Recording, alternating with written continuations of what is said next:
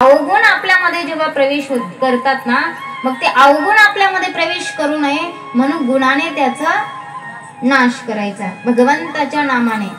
कारण पहिले साधू संत महात्मे हे काय करायचे, साधना करायचे, तप करायचे, हजार हजार वर्ष तप करायचे, तेव्हा भगवंताचं दर्शन त्यांना व्हायचं.